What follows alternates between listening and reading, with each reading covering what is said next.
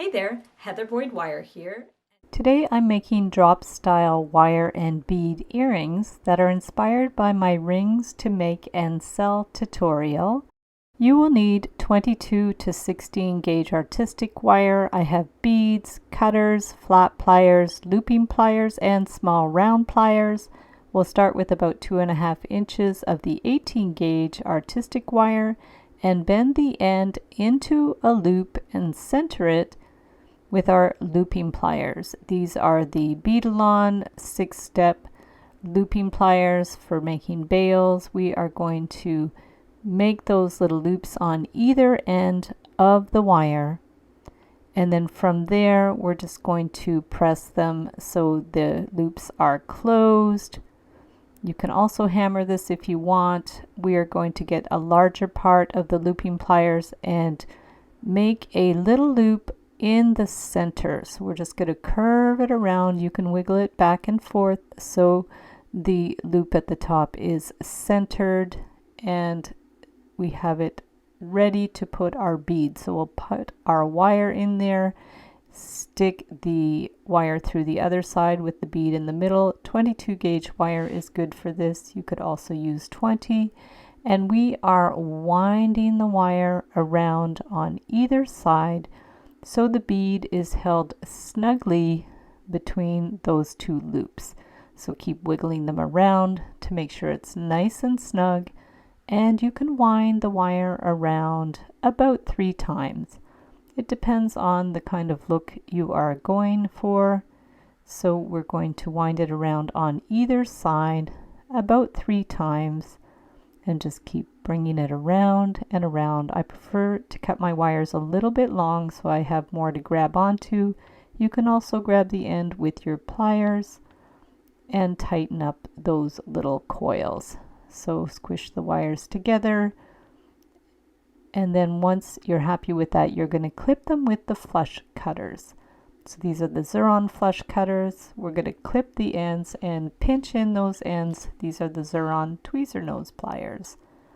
And you can also tighten up those coils to make sure that there's no slack between the loops and the bead sits really snugly in between the two loops.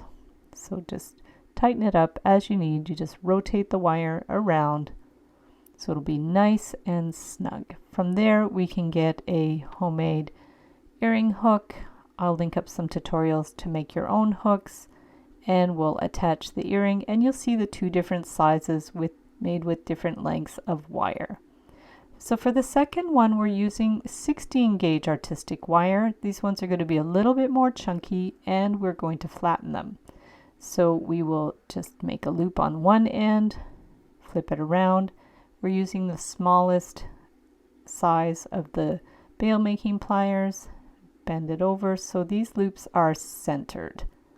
Now you can hammer it, you can flatten it with a rolling mill or even a pasta maker. So once the wire is flat, we're going to center it on the bail making pliers again and bring the ends around so it's like a U shape. So once you're happy with the shape, we're going to add the bead. So I'm taking 2 inches of 18 gauge wire, and I'll start just by making a little loop in the end. We're going to center it, simple loop, put it through the first loop on the earring, and then we're going to get our bead. I'm using a glass faceted bead. So we're going to center that in between the loops. So pull the wire, hold it together really snugly, and clip it to about 1/4 inch with the flush cutters. So once you've clipped it, we'll get our round pliers, bend it back and around to center that loop. Pull it nice and tight. Make sure it's nice and snug in between those ends, and put your hooks on. So for the last one, this one's really fun. This is a 5mm flat wire. It's artistic wire, artistic copper wire, and we're just going to cut the ends and round them out a little bit with the flush cutters. From there, you're going to need to file it so the ends aren't sharp. Sometimes it's easier to put the file down, hold it firmly, and rub the ends on it. And then we're using a hole punch. So this is the 1.25 millimeter hole punch for punching metal. And we're going to punch a hole in the middle and then a hole on either end. Sometimes you have to wiggle it to get it out. So flip it around and we'll put another hole on the other end. Give it a good little pinch. So from there, we're going to center it on the bail making pliers and bring the ends down into a U as we did before. So just adjust it as you need.